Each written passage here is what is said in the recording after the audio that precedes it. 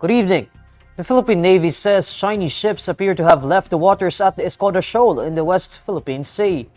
According to the Philippine Navy, no China Coast Guard ships, People's Liberation Army Navy warships, or Chinese maritime militia vessels were spotted in Escudero Shoal from June 18 to June 24. This absence was a stark contrast to the data logged on the previous monitoring week from June 11 to 17, when there were 4 People's Liberation Army Navy warships, 3 China Coast Guard ships, and 13 Chinese maritime militia vessels monitored near Escudero Shoal. On June 4, China conducted its amphibious drills in the Escudero Shoal, which saw the deployment of People's Liberation Army Navy's Type 071 amphibious transport dock, which hosted hovercrafts. According to the Philippine Coast Guard, the deployment of hovercrafts in the West Philippine Sea is unprecedented. PCG's BRP Teresa Magbanwa has been deployed near Escudero Shoal since April in response to suspected island reclamation activities there. Escudero Shoal also serves as the rendezvous point for Filipino vessels carrying out resupply missions to naval troops stationed on the BRP Sierra Madre, grounded in nearby Ayungin Shoal. The resupply mission for this naval outpost has become one of the flashpoints of tensions between Manila and Beijing. Meanwhile, security expert Chester Cabalza says the absence of Chinese ships and warships in Escudero Shoal might indicate that China is gauging the situation after the Ayungin Shoal incident on June 17. According to Cabalza, Chinese assets might have left the Escudero Shoal, but many of its assets are in its nearby outposts. Beijing has 20 outposts in the Parcel Islands and 7 in the Spratly Islands in the South China Sea.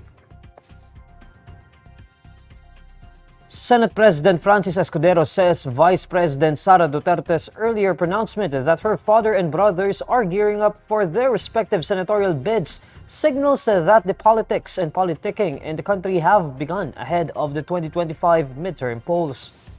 Senator Escudero stresses that a lot more can happen before the official filing of certificate of candidacy in October. However, Escudero says that the Dutertes have the right to run for any position. The Senate President adds that it is the public's right as well to choose who they want to serve as leaders of the government. Vice President Duterte earlier disclosed that her father, former President Rodrigo Duterte, as well as her brothers, Davao City 1st District Representative Paulo Duterte and Davao City Mayor Sebastian Duterte, are all aiming for a Senate seat in the 2025 elections. The Vice President also disclosed that Mayor Sebastian Duterte is eyeing the presidential seat in the 2028 elections. The National Bureau of Investigation is currently comparing the fingerprints of Bamban-Tarlac Mayor Alice Guo and Chinese passport holder Guo Hua Ping. During the Senate probe into the alleged illegal activities of Philippine offshore gaming operators, Senator Risa Hontiveros says she asked the NBI to compare the fingerprints. Guo Hua Ping is the presumed real identity of Mayor Guo. I wrote to the NBI to request the biometrics data of both Guo Hua Ping and Alice Guo, looking to compare their fingerprints.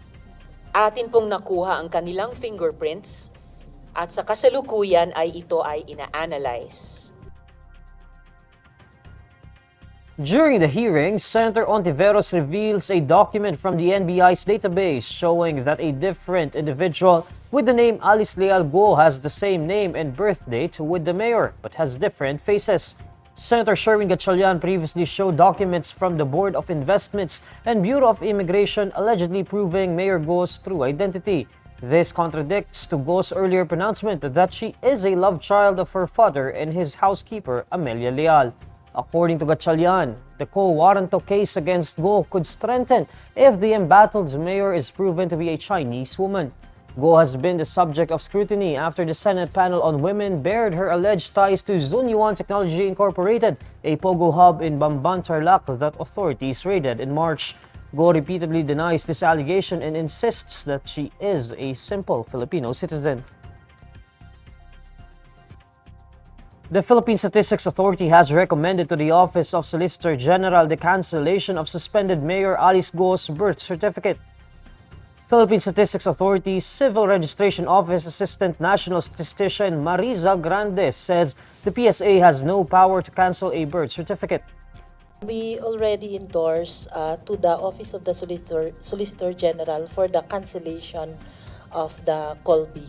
Yeah, because ang PSA naman has no power to automatically cancel pag nakita natin na may irregular process doon sa registration.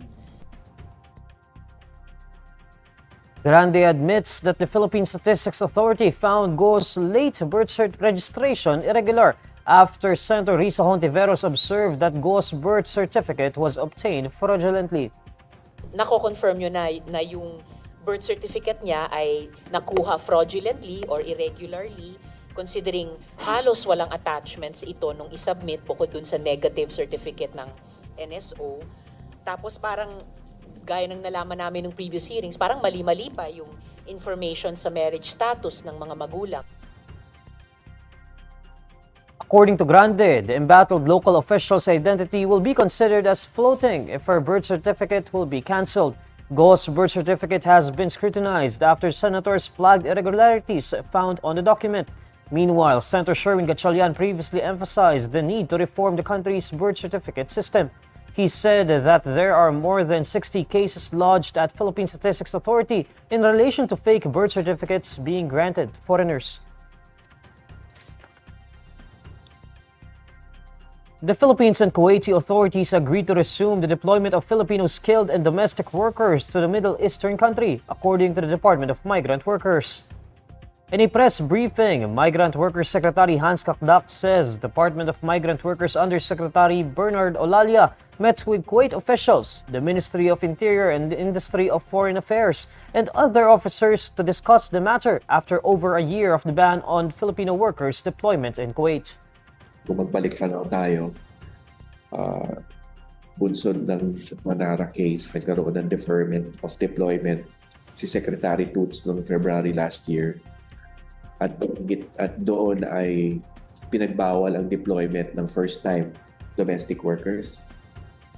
That was February of last year. At Mayo, from the Kuwaiti side, nagkaroon ng ban on deployment of all types of workers, including the skilled workers, the non-domestic workers. According to Kakdak, Kuwait agrees to the deployment of newly hired skilled workers but preferred those with experience for domestic workers. No less than the Kuwaiti Ministry of Interior, kausap ni Yusek Bernard, ay nagkaroon ng pag-uusap tungo sa pagbukas muli ng deployment ng skilled workers in Kuwait, non-domestic workers. Kakdak further says that both countries will draft a new regulation related to the deployment of domestic workers to Kuwait, the whitelisting of licensed recruiters, electronic salary, and the establishment of joint working groups. These are the stories you need to know today. I'm Neil Mercado. Follow INQUIRER.net on Facebook, X, YouTube, TikTok, Instagram, and Reddit. For more stories, visit INQUIRER.net. Good evening.